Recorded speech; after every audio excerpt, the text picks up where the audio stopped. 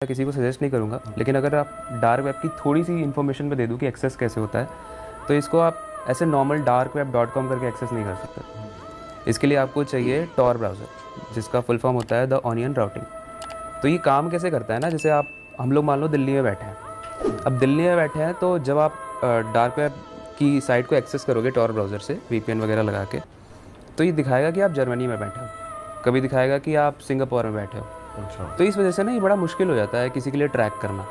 और इसीलिए dark web पे जितने भी बड़े बड़े केसेस हैं ना, चाहे सिल्क रोड के हों, चाहे अल्फ़ा बे के हों, जो लोग ड्रग्स बड़े बड़े माफिया थे, उनको पकड़ना बहुत सालों में वो पकड़े गए, और काफ़ी तो अभी हैं जो पकड़े ही नहीं गए, क्योंकि ना आपकी आइडेंटिटी दिखती है उसमें, ना ये दिखता है कि आप कहाँ से बैठ के उसको एक्सेस कर रहे हो। इसी वजह से जब आप उसको टॉर ब्राउज़र में एक्सेस करोगे ना, तो उसकी जितनी भी साइट्स होती हैं, जैसे हम लोग facebook.com करते हैं तो .com, .in, .gov होती है, उसकी .onion होती है। ओके। क्योंकि वो अनियन ब्राउज़र से ही ओपन कर सकते हो आप उसको।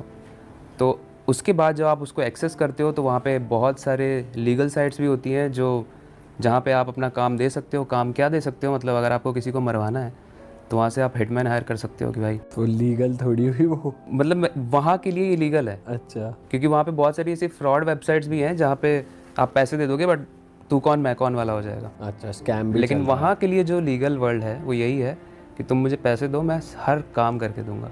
और सबसे डिस्टर्बिंग बात भाई ये है कि जो हिटमैन वाली वेबसाइट्स होती हैं या जो परचेज़ वाली वेबसाइट्स होती हैं, वहाँ पे रेटिंग होती है।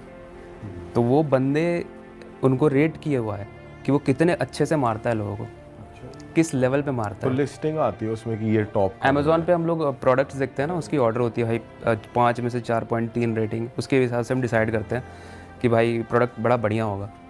तो हिटमैन आप उस हिसाब से डिसाइड कर रहे हो कि किस लेवल पे और कितनी सफाई से मारता है। और भाई कितने पैसे ले लेते होंगे अगर? ऑन एन एवरेज मुझे लगता है, मतलब ये तो बिटकॉइन में होता है। देखो, अगर हम यूपीआई से करते हैं ना, तो उसका रिसीवर और सेंडर दोनों की ही डिटेल्स होती है उसमें। ट्रांजैक्शन आईडी भी होती है जिससे आप ट्रैक कर सकते हो कहाँ से ट्रांजैक्शन हुआ है। बट वहाँ आप बिटकॉइन से पे करते हो, और जब आप बिटकॉइन से पे करते हो तो आप अनट्रेसेबल बन जाते हो, क्योंकि उसमें ब्लॉकचेन टेक्नोलॉजी यूज़ होती है।